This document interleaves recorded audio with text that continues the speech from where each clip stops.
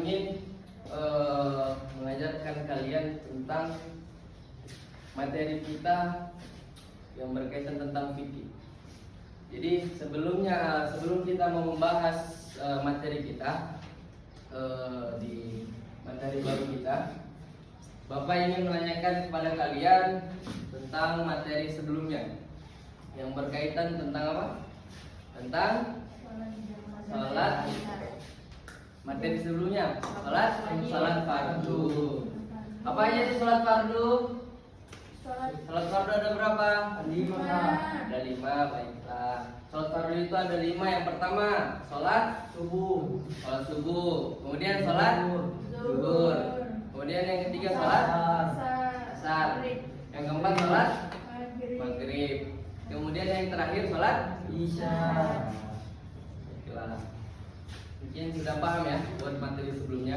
Baiklah, kita lanjut. Sekarang materi kita adalah sholat jamak dan qasar. Sholat jamak dan qasar.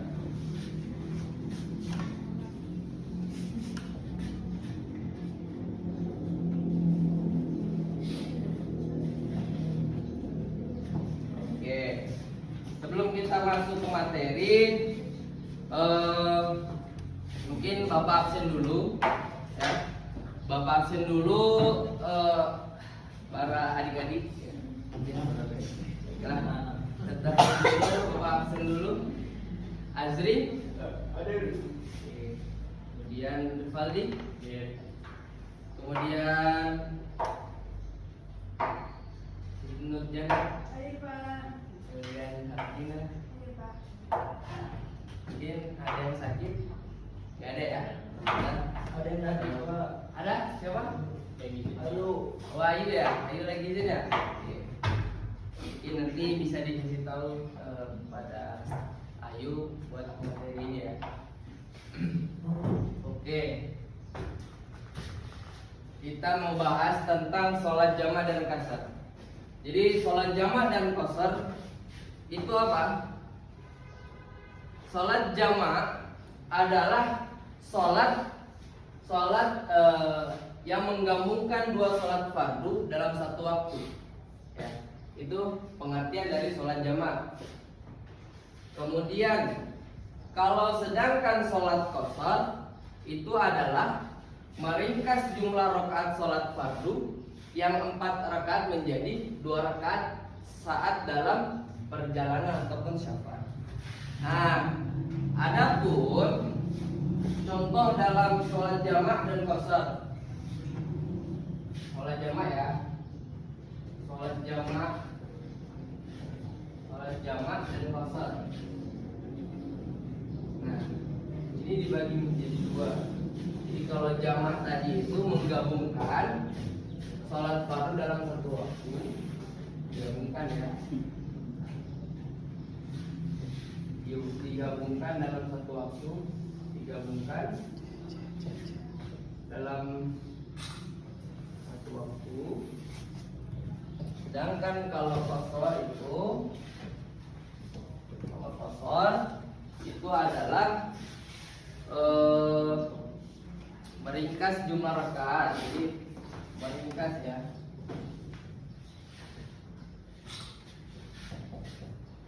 Jumlah rakaatnya.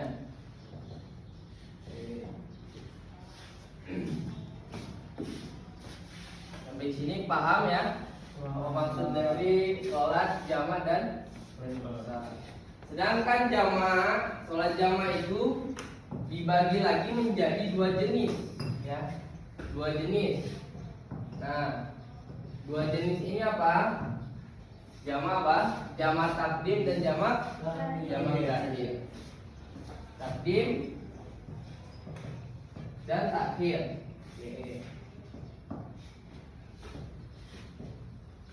Apa perbedaan antara jamak takdim dan jamak takhir?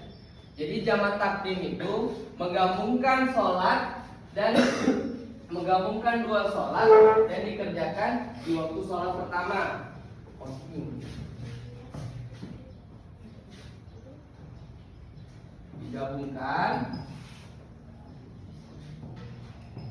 digabungkan dua sholat, tapi dilakukan apa di waktu sholat pertama. Oke.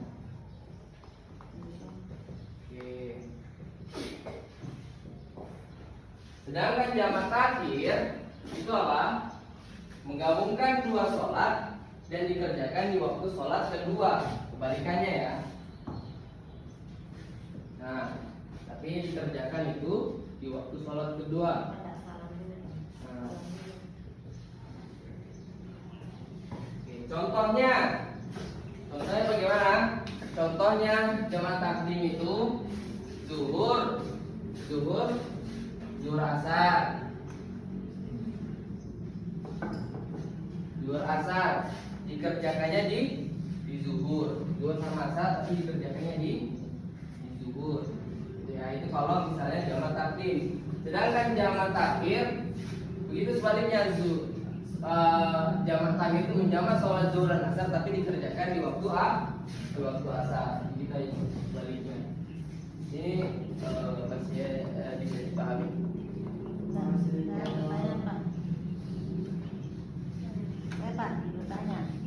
Ada yang mau bertanya? Mungkin saudara saya. berapa? Ya, tadi sedikit saya soal apa? Jamak. Jadi sholat jamak. Iya. Misalkan sholat jamak takdim, kan sholat zuhur digabung dengan sholat asar digabung ke zuhur.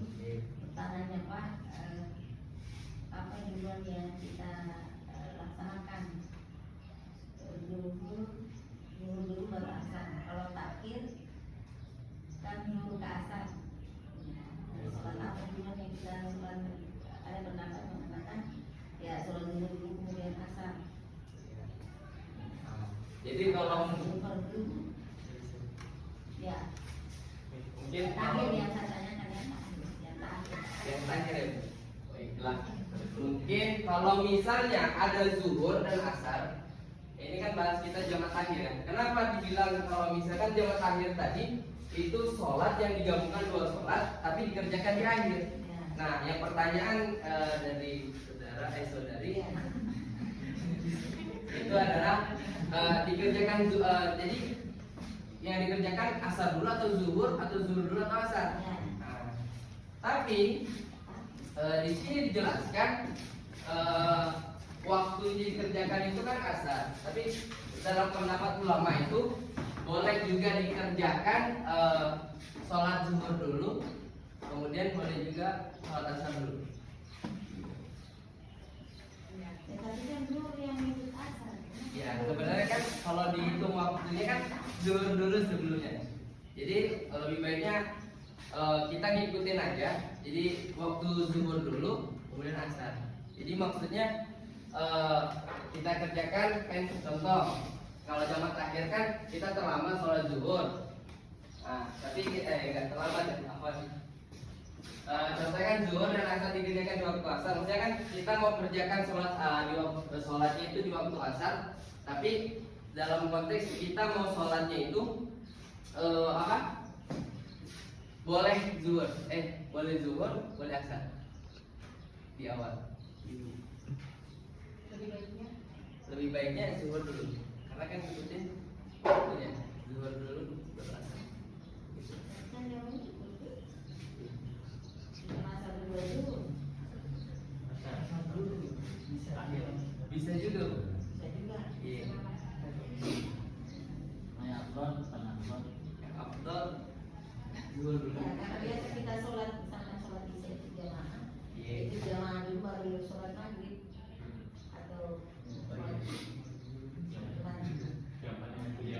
Boleh juga ya. Mungkin saya kurang baca buku lagi. Itu detail. Kita lanjut aja materi selanjutnya. Nah, adapun syarat boleh jamak. Jadi kita mau melakukan sholat jamak itu ada syaratnya. Ya. Pertama, syaratnya itu dalam perjalanan safar. Contoh maksudnya apa? Contohnya Azri mau pergi bepergian kemana, keluar kota, nah, itu boleh. Kalau misalnya dengan alasan cuman kayak alasannya dia cuman hanya bepergian kayak dari rumah ke pasar, nah itu kan masih waktunya kan masih panjang. Jadi kalau misalnya keluar kota kan lama, itu boleh dijamak. Kalau cuma hanya ke pasar, jangan dijamak. Karena kan itu syarat yang boleh aja dalam perjalanan. Kalau bisa dalam perjalanan jauh. Kemudian jaraknya mungkin sekitar, ini belum lagi, nanti kita lanjut lagi. Bentar. Kemudian yang kedua ini karena hujan deras atau cuaca buruk. Contohnya ketika kita mau lagi di luar, kemudian hujan deras, kita terjebak hujan, sedangkan kita belum sholat zuhur, dan itu ketika itu udah mau jam 3 kita belum sholat zuhur, nah, itu boleh kita jamak, gitu ya. Itu bisa dipahami? Oke. Kemudian contoh yang ketiga, syarat yang ketiga itu adalah sedang sakit yang membolehkan untuk sholat tepat waktu. Maksudnya apa? Ketika kita sakit, ya, ketika kita sakit itu apa? Contoh kita sakit parah ya, contohnya ya kita udah nggak bisa gerak lagi, kayak stroke, alhamdulillah kan, kayak kita habis kecelakaan di rumah sakit atau sebagainya, gitu ya. Kemudian yang keempat adalah ada pekerjaan berat yang menyulitkan. Jadi maksudnya apa? Ketika kita, maksudnya pekerjaan beratnya apa? Ya ketika kita lagi bekerja berat ini maksudnya, contoh kita lagi di kebun, nah kita lagi di kebun, tapi kita di kebun ini nggak bawa baju bersih, sedangkan baju kita kotor. Nah, otomatis kan kalau di kebun kan itu biasa kerja berat. Kemudian waktu buat kita ke rumah itu pulangnya lebih lama. Jadi jarak kita ke kebun, contoh ya, masih belum paham begini ya. Contoh kita dari jarak rumah ke kebun sekitar 1 jam. Kemudian kita di kebun sudah masuk mau waktu asar, tapi kita belum sholat zuhur, kita mau pulang, tapi belum sempat, waktunya udah habis. Mungkin seperti itu.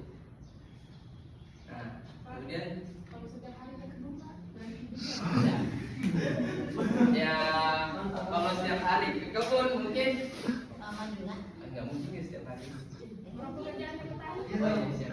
Mungkin kalau misalnya setiap hari, kan ini mungkin ketika itu contoh, ketika itu ada panen, kan itu kalau misalnya panen kan waktunya lama. Akhirnya kan kita mau pulang tuh nggak sempat. Kalau misalnya buat hari nggak mungkin setiap hari. Cuma setiap hari memang kalau misalnya ke kebun ya, tapi kan cuma hanya sebentar, bukan waktu panen aja. Mungkin Bisa kasih sholat waktu dulu Pak, panen. kalau lagi pagi Pak. Oh, iya. Kalau mungkin Pekerjaan berat contohnya yang bagaimana kalau yang tidak bisa ditinggalkan. apa lagi contohnya sih? Gitu lah, gitu ya. Lanjut aja. Dia tetap berjamaah di salat pertama takbir atau sebelum waktu takbir, gitu ya. Kemudian ini kita berhubung waktu juga. Salat boleh kasar, apa? Salat boleh kosor. Jadi syarat boleh kosor itu yang pertama apa? Perjalanan jauh minimal 80 kilo. Ya, contoh kita mau pulang kampung dari Aceh mau ke Papua kan gitu aja. Itu berarti lebih dari 80 ya. Itu udah melebihi batas ya. Bahkan sampai ribuan kilometer gitu ya. Jadi kalau misalnya daerah sini ya mungkin dari Kendari mau ke Makassar kita naik mobil gitu. Kan itu udah melebihi 80 km. Gitu ya. Kemudian yang kedua, syaratnya salat yang boleh dikosor hanyalah zuhur, asar dan isya. Jadi ketika kita mau sholat kosor, itu yang hanya boleh itu zuhur, asar dan isya. Subuh nggak boleh, kalau subuh nggak boleh. Itu subuh ya subuh harus dikerjakan subuh, gitu ya. Kemudian yang ketiga, tidak bermakmum pada orang yang sholat sempurna atau pun tidak kosor. Kemudian yang keempat itu tidak berniat tinggal di tempat tujuan lebih dari 4 hari. Maksudnya apa? Tidak berniat tinggal di tempat tujuan lebih dari 4 hari. Maksudnya kita kayak kita mau keluar negeri nih, tapi kita di negara itu, kita pergi ke negara itu, kemudian kita cuman hanya ke negara itu, tapi kita tidak niat buat untuk tinggal, gitu. Untuk bisa dipahami? Mahasiswa Pak, Oh iya, yang dari kampungnya jauh bolak-balik ke Kendari. oh iya, itu Apa itu? Ya bisa jamak atau tidak? Oh mungkin bisa. Gimana? Tidak bisa. Kalau misalnya, Ya kan dia tinggal di sini kos, toh, tapi kan kampungnya di sana. Kita tidak jamak. nah ini kan pesan. Jadi kan, Dan jamak tadi, ini dengan kos apa maksudnya? oh iya. Maksudnya kan kalau ini kan pertanyaan tadi kan konteksnya begini ya. Konteksnya kan, makanya saya kasih contoh tadi kalau misalnya di Wakatobi, tapi kan itu juga sampai 4 hari tuh. 4 hari ya? Sampai 4 hari. Adakah itu alasannya? Alasannya tidak berniat tinggal tuh. Tidak mungkin. Tapi mahasiswa juga tidak mungkin. Oh iya. Apakah benar? Tapi nggak mungkin buat tidur juga. Ya pasti juga masih itu kalau misalnya ngekos berarti itu tinggal loh. Oh gitu ya? Iya. Berarti ya. Hanya Oke. malas sholat itu. Setiap hari. Adapun dalil yang menjelaskan dalam Al-Quran dan hadis. Jadi Al-Quran dan hadis itu dalam Quran surah An-Nisa, wa idza taraktum fil ardi falaysa 'alaikum junahun an taqsuru minas shalah. Dan apabila kamu bepergian di muka bumi, maka tidaklah berdosa kamu mengqasar salat. Ini dari Quran surah An-Nisa ayat 101.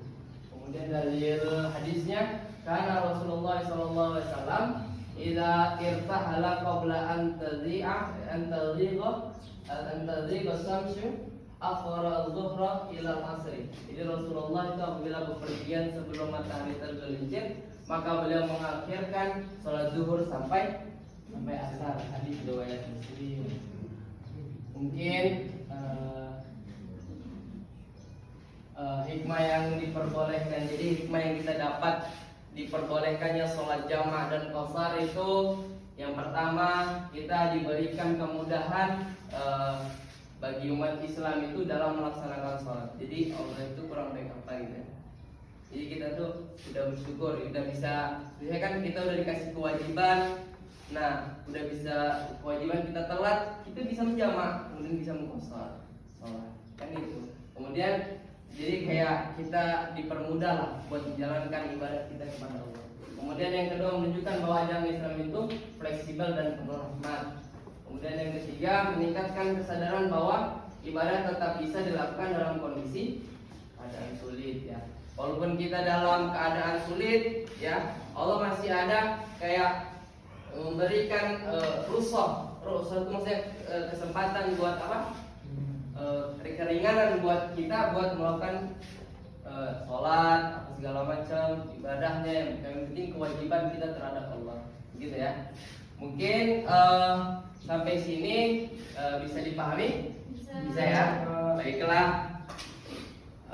Sebelum kita lanjut ke speaking, mau speaking ya? Gak apa-apa ya speaking ya? Oke. Baiklah untuk adik-adik sekalian, kita boleh berdiri dulu sebentar ya, buat merenggangkan otot kita, buat biar kita lebih happy lagi gitu kan. Iya nggak sih? Iya nggak sih? Iya. Iya nggak sih? Iya. Oke. Sekarang ikut perintah Bapak ya, begini ya. Jadi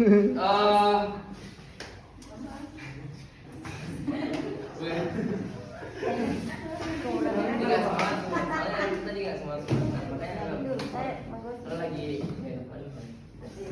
gitu ya.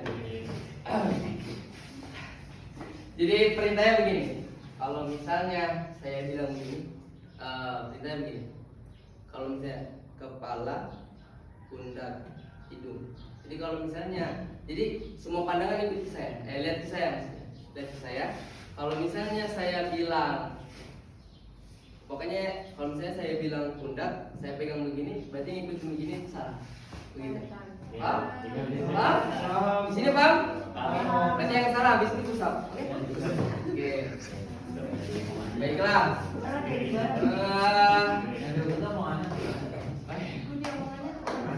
Ikutin omongannya, bukan? Tapi semuanya harus fokus ke saya, oke? Oke? Siap. Baiklah. Pundak. Ya, kalah kamu ya. Telat. Pusat. Pusat.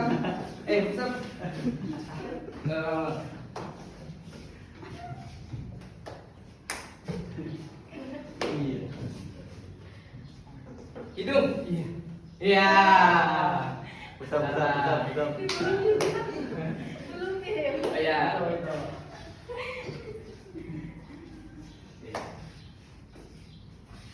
Mata. Iya, mata. Salah. Oke. Ya. Enggak apa. Tambah aja. Mungkin baiklah buat perusahaan untuk semuanya.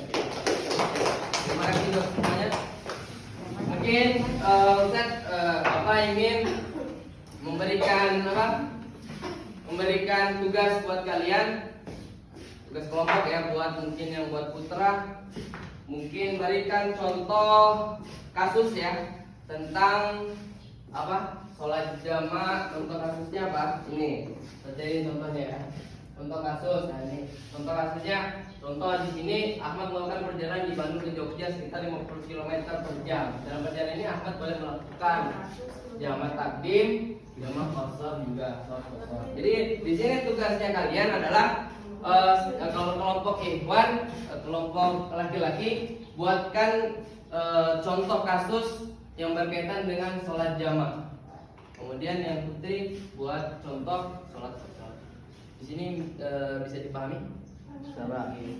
Mungkin sekian dari Bapak. Hanya itu saja. Terima kasih. Assalamualaikum warahmatullahi wabarakatuh.